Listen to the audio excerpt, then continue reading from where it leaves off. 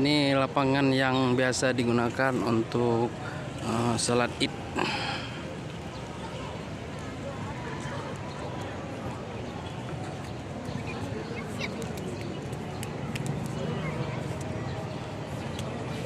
Kebetulan hari ini hari Jumat,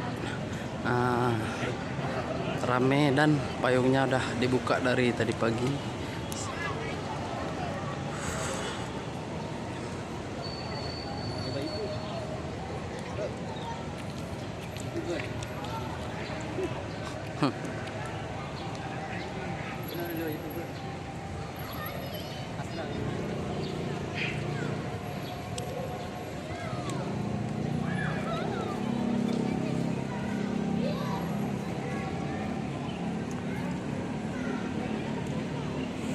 Ini aula utamanya menuju jalan.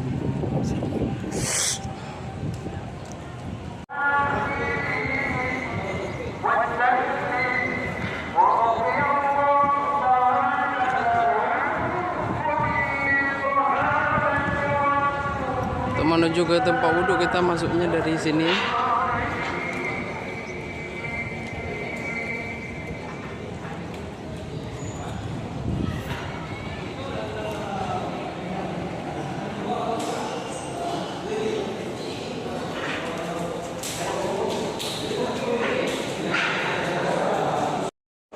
Ini dia lokasi tempat pengambilan wudhu di Masjid Raya Baitur Rahman, Banda Aceh.